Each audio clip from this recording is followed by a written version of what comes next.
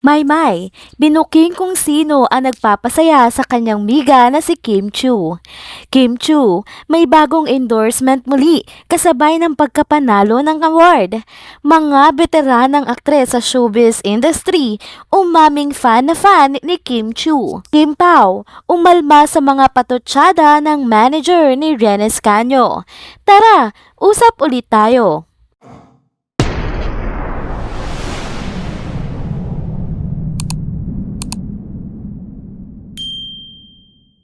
Hello mga ka-trenders! Welcome back muli sa ating channel. Kung bago pa lamang kayo dito, huwag nang kalimutang mag-like, mag-subscribe at i-hit na din ang bell notification para lagi kayong updated sa mga balitang trending at napapanahon.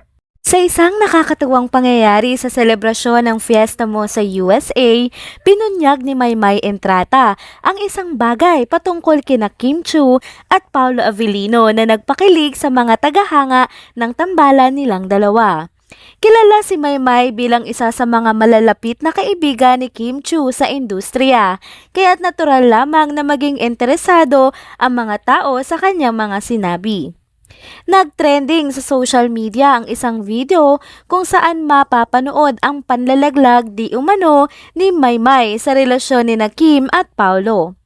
Kasama ni Maymay si Paolo Avellino sa Florida para sa pagdiriwang ng fiesta sa USA. Sa video, pagkatapos ng kanyang performance, pinakilala nga ni Maymay si Paolo bilang susunod na magpe-perform. Ngunit hindi lamang ito simpleng pagpapakilala dahil binansagan nga ni Maymay si Paolo bilang taong nagpapasaya sa kanyang miga, na isang term of endearment na ginagamit ni Kim Chiu, Maymay Entrata at Melay Francisco para sa isa't isa. Ang nasabing introduction nga ni Maymay kay Paolo ay nagdulot ng kilig sa mga taga-suporta ng tambalang Kim Pao. Marami ang nagsabing si Maymay na ang kakapitan ng mga ka-Kim Pao at ang bagong source ng kanilang kilig moments ni Kim Chiu at Paolo Avellino. Dagdag pa rito, dahil nga sa pagiging close ni Maymay at Kim, maraming tagahanga ang naniniwala na may alam nga ang dalaga tungkol sa totoong namamagitan kina Kim at Paolo. Sunod na update naman natin ay nakafocus sa ating Chinita Princess. Inulan na naman nga ng biyaya si Kim Chiu. Siya ngayon ang bagong brand ambassador ng Bingo Plus. Sa kabila ng kaliwat kanang proyekto at endorsements na dumarating kay Kim, patuloy din ang pagdami ng mga malalaking bituin at veteranong artista na humahanga sa kanya. Isa na nga sa mga ito ay si Aiko Melendez na nagsabi na labis ng hinahangaan ang dedikasyon at galing ni Kim Chiu sa kanyang craft. Maging ang kabaitan ng dalaga ay puring-puri din at kanya ding hinahangaan. Dagdag pa rito, inamin din ni Regine Velasquez na isa siyang malaking tagahanga ni Kim Chiu. Sa katunayan, umabot pa nga daw ito sa puntong pinaglihihan niya si Kim noong siya ay nagbubuntis sa kanyang anak na si Nate. Ito nga ang patunay na sa bawat hakbang at tagumpay ni Kim, patuloy siyang nagsisilbing inspirasyon sa maraming tao, mula sa mga kasamahan niya sa industriya hanggang sa kanyang mga taga-suporta. Hindi rin may kakaila na malaki na ang impluwensya ni Kim sa kanyang mga fans at kapwa-artista. Ang kanyang husay sa pag-arte, pagsayaw at pagiging isang mahusay na host ay patuloy na nagpapakitang siya ay isang tunay na versatile na artista. Sa bawat bagong endorsement din at proyekto, lalo pang lumalawak ang kanyang reach at impluwensya sa industriya ng show business. Huling update naman natin sa video na ito at pag-usapan natin kung paano nga umalma ang mga tagahanga ng tambalang Kim Pao sa mga patutsada ng manager ni Renz Canyo. Ito nga yung pahayag ng manager ng aktres na dapat daw ay linisin ni Paolo Avellino ang kanyang pangalan. Ayon sa mga tagahanga ng Kim Pao, hindi si Paolo ang nag-umpisa ng issue at wala itong kinalaman sa pagkakadawit ng pangalan ni Renz Canyo sa kanya.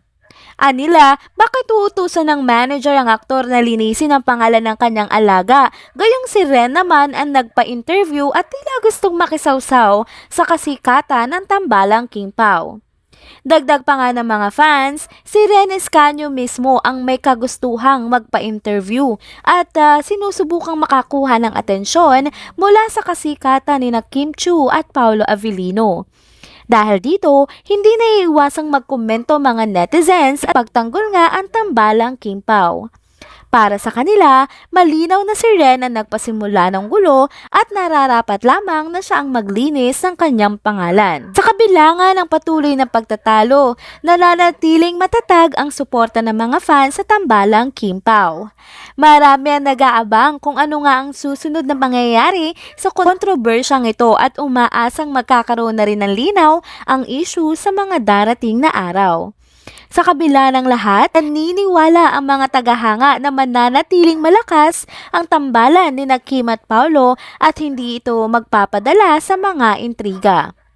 Bago naman matapos ang video na ito ay balikan naman natin at basahin ang mga komento na iniwan nyo sa mga nakaraang content na nai-upload natin sa channel na ito.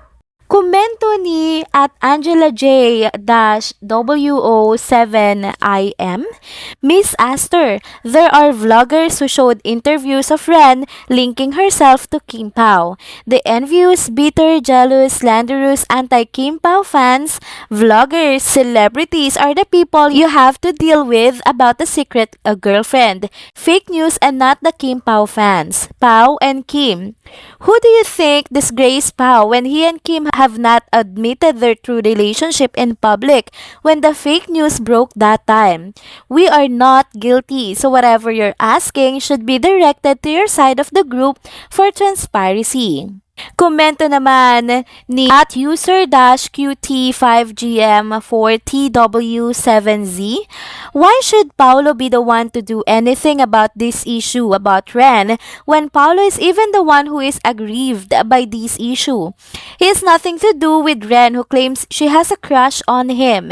Ren's manager, you gotta be dreaming. You're her manager who should clear with your client by taking care of her business. Komento naman ni at Carol Alagsusa 3729, opinion ka dito manager, kausapin mo ang alaga mo. Panoorin mo lahat ng interview na patutunayan niya na ang lahat din at nagsimula din sa alaga mo.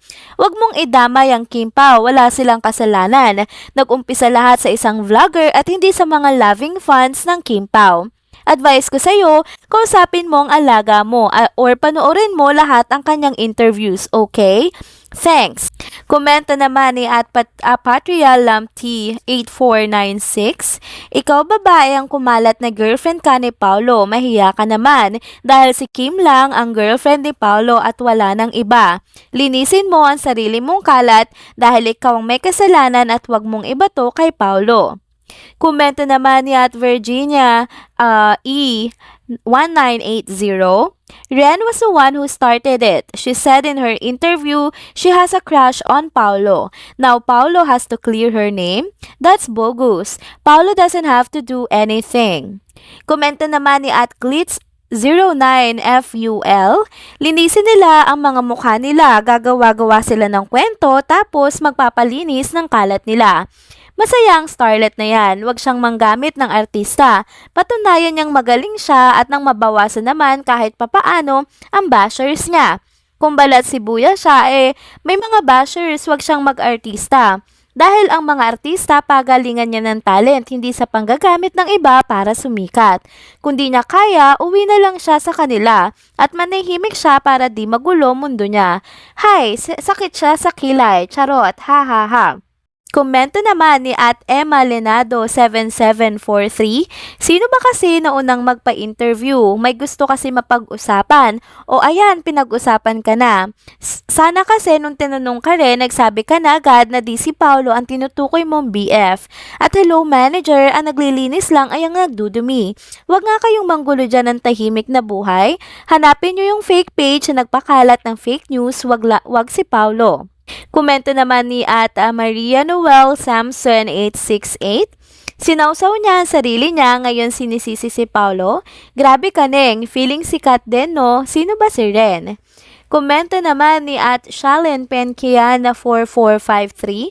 Sa interview ni Ren, gusto lang daw niyang mapansin kaya sinabayan niya ang kasikatan ng Kim Pao.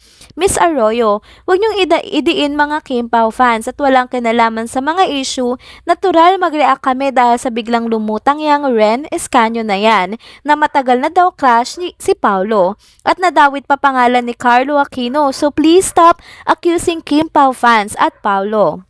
Komento naman ni at Rose Yason 1093, bakit si Paulo ang maglilinis? Siya ang maglinis ng kalat niya.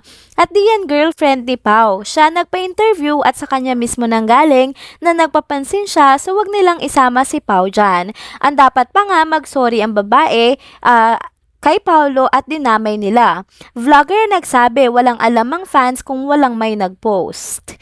Komento naman ni at Macy 7511, Ren and her manager have something to discuss. Why does Paulo need to clear her name? She should be the one explaining why her name is associated with Kim Pao. Doesn't she have an interview? She did mention that she wanted to put her name next to them. Komento naman ni at Lani Beleza 1509, how come po na si Paulo pa maglilinis o gumawa ng paraan para linisin ang name ni Escanio? Allegedly, si Ren unang lumabas na nagsabing may secret na relasyon sila ni Pao at nagkakaintindihan o nagmamahalan behind the now famed Kim Pao tandem or mutual sweetness. If meron mang dapat maglinis ng name ay si Escanio or the one who posted or claimed or declared her secret relationship with Pao. Yun ang dapat panagutin, and it's not right to demand Paulo of anything but rather should just request his explanation if he likes to. As I see it, Paulo should explain only if he really wants to assure Kim of his good intentions to Kim herself and not for Ren's reputation. Komento naman ni Atlen 8472, parang ewan lang yung manager, bakit lilinisin Pao yung pangalan ng babae na yun? Wala naman sinabi si Pao, kundi yung babae nagbanggit at ang mga vlogger ang nagkalat. Gusto niya lang makilala yung alaga niya. Hindi naman kilala yun babae na yun. Sabi naman ni at Jane Butay 8544, hindi naman si Paulo nagkalat at nagsabi na may relasyon sila ni Ren Escanio, kundi ang mga vlogger. May mga ibang vloggers nagpalawak na may ugnayan sila Ren at Paulo nang dahil sa pagsabi ni Ren Escanio na gusto niya makasama sa gagawing movie ng Kim Pao at gusto niya maging kontrabida para mapansin siya. And that's it mga ka-trenders. Dito na po muna nagtatapos ang ating isa na namang trending video update. Salamat sa inyong pagsubaybay at pagsama sa akin hanggang sa dulo ng video na ito. Pero bago kayo umalis, huwag niyo pong kalimutang mag-like, mag-subscribe at i-hit na din ang bell notification para lagi kayong updated sa mga balitang trending at napapanahon. See you on my next one. Paalam!